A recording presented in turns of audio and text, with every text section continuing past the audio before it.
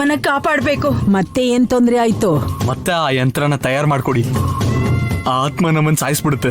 ಮತ್ತೆ ಯಾಕೆ ಮಾಡ್ಕೊಡ್ಬೇಕು? ಆ ಯಂತ್ರ ಏನಾಯ್ತು? ಅದ್ರಿಂದ ಆತ್ಮ ಬಂದ್ಸದ್ವಲ್ಲ, ಈಗೇನಾಯ್ತು? ನೀವು ಕೊಟ್ಟ ಯಂತ್ರ ವೇಸ್ಟ್ ಆಗೋಯ್ತು. ಅದನ್ನ ಯಾರೋ ಆಚೆ ಬಿಸಾಕ್ಬಿಟ್ಟಿದ್ದಾರೆ ಅಷ್ಟೇ. ಆ ಆತ್ಮ ಮತ್ತೆ ನಂಗೆ ಕಾಟ ಕೊಡ್ತಾ ಇದೆ.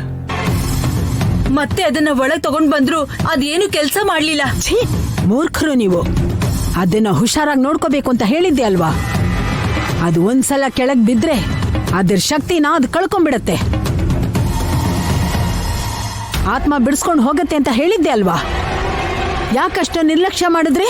ನಾವು ಹುಷಾರಾಗಿ ಇಟ್ಟಿದ್ವಿ, ಆದ್ರೆ ಯಾರೋ ಅದನ್ನ ಆಚೆ ಹಾಕ್ಬಿಟ್ಟಿದ್ರು. ಇವಾಗ ನಮಗ್ ನೀವೇ ದಿಕ್ಕು.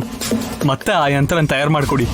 ಒಂದ್ಸಲ ಒಂದ್ ಆತ್ಮದ ಮೇಲೆ ಪ್ರಯೋಗ ಮಾಡಿರೋ ಯಂತ್ರ ಮತ್ತೆ ಅದೇ ಆತ್ಮದ ಮೇಲೆ ಕೆಲಸ ಮಾಡಲ್ಲ. ಅಂದ್ರೆ ಈಗ ಆತ್ಮದ ಕೈಯಲ್ಲಿ ಸಾಯೋದ್ ಬಿಟ್ಟು ನಮಗ್ ಬೇರೆ ದಾರಿ ಇಲ್ವಾ? ಹೌದು, ಆ ಆತ್ಮನ್ ಪೂರ್ತಿ ನಾಶ ಮಾಡ್ಬಿಡಿ. ಎಷ್ಟೋ ಸಿನಿಮಾದಲ್ಲಿ ನೋಡಿದೀವಲ್ಲ. ಅಯ್ಯೋ ಮೂರ್ಖ, ಆತ್ಮಕ್ಕೆ ಕೊನೆನೇ ಇಲ್ಲ. ಅದನ್ನ ಯಾರು ನಾಶ ಮಾಡಕ್ಕಾಗಲ್ಲ. ಅದೇ ಬಾಟ್ಲಲ್ಲಿ ಸೇರಿಸಿ ಎಲ್ಲೋ ಹೂತಾಕ್ತಾರಲ್ವಾ, ಆ ಥರದ್ದೇನಾದ್ರು ಮಾಡಿ. ಇಲ್ಲ ಅಂದ್ರೆ ನಮ್ ಕೈಯಲ್ಲಿ ಸತ್ತೋರು ನಮ್ಮನ್ನ ಸಾಯಿಸ್ಬಿಡ್ತಾರೆ. ಏನಾದ್ರೂ ಮಾಡಿ ಪ್ಲೀಸ್, ನೀವೇ ಏನಾದ್ರೂ ಮಾಡಿ. ಅದು ಸಾಮಾನ್ಯವಾದ ಆತ್ಮ ಅಲ್ಲ, ಮಗುನ ಸಂರಕ್ಷಣೆ ಮಾಡಕ್ಕೆ ಆ ಮಹಾದೇವನ ಆಶೀರ್ವಾದದಿಂದ ಮನೆಗೆ ಕಾಲಿಟ್ಟಿದೆ. ಅದಕ್ಕೆ ಕೊನೆ ಹಾಡೋದು ಅಸಾಧ್ಯ.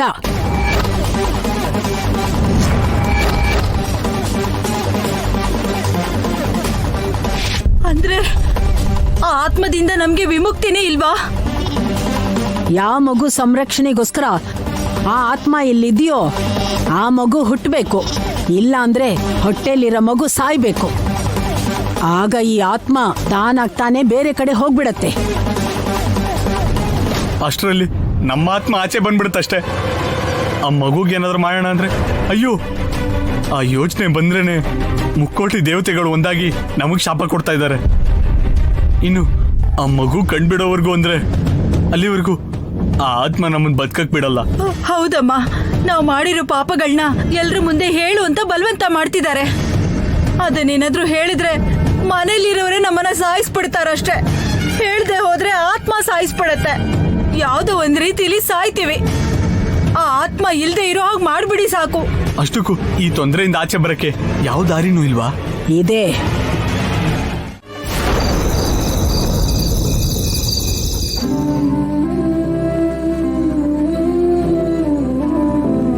ವೈದೇಹಿ, ಏನು ಇನ್ನೂ ಇಲ್ಲೇ ಇದೆಯಾ? ಸರಿ, ಇವಾಗ ಮಲ್ಕೊಳ್ಳುವಂತೆ ಬಾ. ನನ್ ಪುಟಾಣಿನ ಜೊತೆ ಮಾತಾಡ್ಕೊಂಡು ಬರ್ತೀನಿ ಬಾವಾ. ಇಲ್ಲಿ ಬೆಳ್ದಿಂಗ್ಲಿಲ್ವಲ್ಲ? ಚಂದ್ರ ಪೂರ್ತಿಯಾಗಿ ಕಾಣಿಸ್ದೇ ಹೋದ್ರು ಬೆಳ್ದಿಂಗ್ಳು ಬರುತ್ತಲ್ವಾ ಬಾವಾ? ಅಷ್ಟು ಸಾಕು. ನನ್ ಪುಟಾಣಿ ಜೊತೆ ಸ್ವಲ್ಪ ಹೊತ್ತಾದ್ರೂ ಮಾತಾಡ್ತೀನಿ. ಯಾವಾಗ ಬರುತ್ತೋ ಏನೋ. ನೀನ್ ಎಷ್ಟು ಚೆನ್ನಾಗಿ ರೆಸ್ಟ್ ಮಾಡ್ತೀಯೋ ಅಷ್ಟೇ ಮಗುಗೂ ಒಳ್ಳೇದು. ಮಗು ಬಗ್ಗೆನೂ ಯೋಚನೆ ಮಾಡು. ಅಷ್ಟಕ್ಕೂ ಇಷ್ಟೊತ್ತಿಗೆ ಪುಟ್ಟು ವೈದೇಹಿ ಮಲ್ಕೊಂಡು ತುಂಬಾ ಹೊತ್ತಾಗಿರುತ್ತೆ. ವೈದೇಹಿ, ಬಾ ಹೋಗೋಣ. ಇಲ್ಲ ಬಾವಾ, ಮನೇಲಿ ನಡೀತಾ ಇರೋ ವಿಷಯಗಳು ನಿಜನೋ ಸುಳ್ಳೋ ಮಗು ಮಾತ್ರ ನಮ್ಗೆ ಹೇಳೋಕ್ ಸಾಧ್ಯ. ಮಗು ಕೂಡ ನಮಗ್ ಯಾವಾಗ ಹೇಳ್ಬೋದು ಅಂತ ನೋಡ್ತಾ ಇರತ್ತೆ ಅಲ್ವಾ? ಬೆಳದಿಂಗ್ಳು ಬರ್ತಿದ್ದ ಹಾಗೆ ಪುಟಾಣಿ ಜೊತೆ ಮಾತಾಡ್ಕೊಂಡು ಬಂದ್ಬಿಡ್ತೀನಿ. ಸರಿ, ನೀನು ಚಂದಮ್ಮನ್ ಕಾಯ್ತಾ ಇರು. ಅಷ್ಟರೊಳಗೆ ನಾನು ಹೋಗಿ ಜ್ಯೂಸ್ ತಗೊಂಡ್ ಬರ್ತೀನಿ.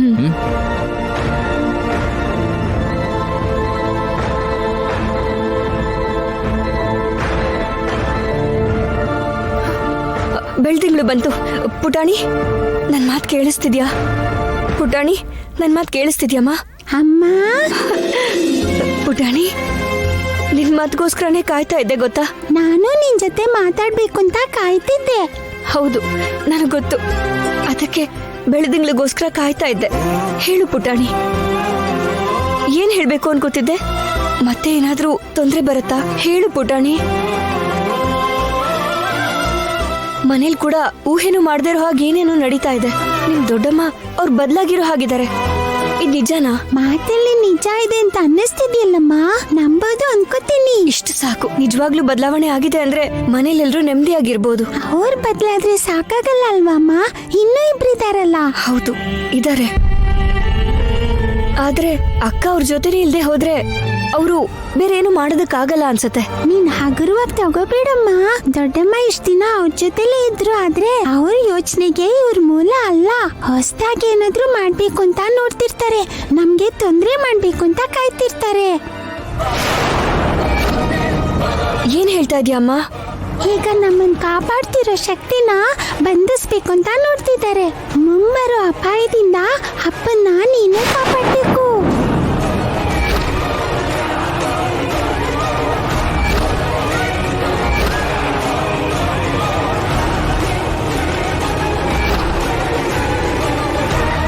ವೈದೇಹಿ, ಪುಟ್ಟ ವೈದೇಹಿ ಮಾತಾಡಿದ್ಲಾ?